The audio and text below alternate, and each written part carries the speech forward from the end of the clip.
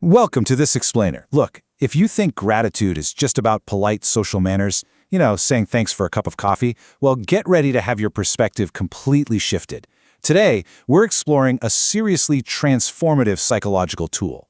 We're going to look closely at the very architecture of a grateful heart, diving into source material that reveals how a simple shift in awareness can fundamentally rewire your entire life. So is gratitude really just saying thank you? It's so incredibly easy to assume it's simply a reflex, right? Just a polite, programmed response when someone holds the door open for us. But I want to immediately challenge that assumption. There is this profound, hidden power inside gratitude that honestly, most people never fully grasp, and it goes way, way beyond basic social etiquette.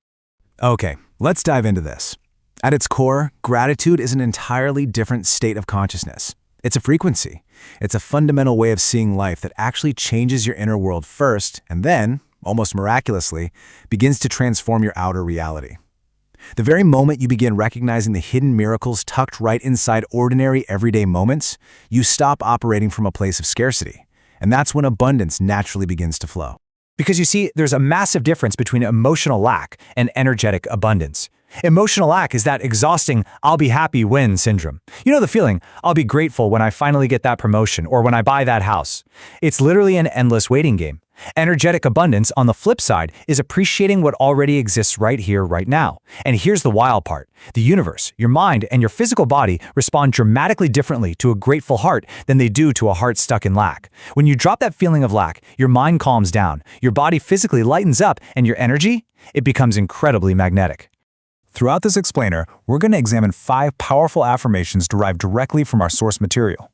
But hey, a quick warning here. Don't just repeat these upcoming affirmations mechanically. I want you to actually feel them, absorb them, let them become a true part of your identity. Because true gratitude, it isn't just forced positivity or toxic cheerfulness. It's a genuine art form. All right, moving into section 1, grounding in the present, the physical self. This right here is our very first mindset shift of the process. We're moving our attention completely inward to the physical life that is already sustaining you. I am deeply grateful for the life flowing through me. Let's take a second to really shift your awareness right now. I mean it. Stop thinking about your future success, those pending emails, or getting stuck in traffic later. Focus directly on your own beating heart. Right now, in this exact moment, it is beating without your permission. Your lungs are breathing entirely automatically. Because of that vital life force, the mundane suddenly becomes sacred. Just breathing, walking, simply existing. Think about this for a second. Your heart beats about 100,000 times a day without you ever having to ask it to. 100,000 times.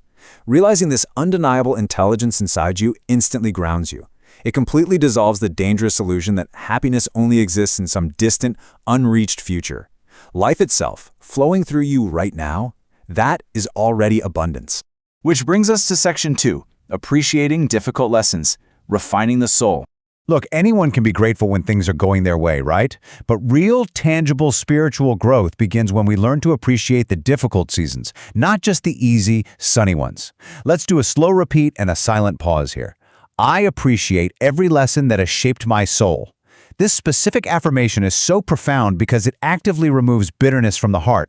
It literally stops you from looking back at your life and seeing yourself merely as a victim of random, cruel circumstances. And this brilliantly illustrates how every heartbreak taught you something. Every failure strengthened you. Every rejection redirected you, maybe toward a career or relationship you never would have found otherwise. Past pain actually reveals hidden wisdom. The experiences you once cried over so often become the very things that awaken your compassion and consciousness. When you really absorb this, your past stops feeling like a heavy burden. It actually starts feeling meaningful. Now, let's shift outward into section 3, changing current perception, seeking beauty. We are reminded here of a fundamental psychological truth. Our perception actively changes our reality. The more grateful I become, the more beautiful life becomes. Let's just hold a moment of silence for that to really absorb. You see, 2 people can experience the exact same world, sit in the exact same traffic jam, but live entirely different emotional lives based purely on their awareness. One notices the stress, the problems, the lack. The other, they notice the beauty, the opportunities, and the blessings. So you must train your mind to search for beauty instead of constantly scanning the horizon for what's missing. It's kind of like buying a red car and suddenly seeing red cars everywhere. Your brain finds exactly what it's primed to look for. Now, obviously, this doesn't mean your entire environment miraculously changes overnight, but a trained mind finally begins noticing what was always there all along: the warmth of the sunlight, the peace of a quiet morning, the genuine comfort of home. Beauty inevitably expands wherever appreciation exists. Moving right along to Section 4, Attracting Abundance, Shifting Energy. This expanding awareness pulls you entirely out of a state of scarcity and drops you right into a highly magnetic, receptive state. I attract abundance by appreciating what I already have. I really want you to feel the absolute fullness of the present moment right now, because here is a crucial lesson from the source material. Abundance simply cannot grow in the emotional soil of dissatisfaction. If you're constantly saying, "I'll be grateful when I finally have more," well, you're signaling to your mind and body that you are currently in a deficit.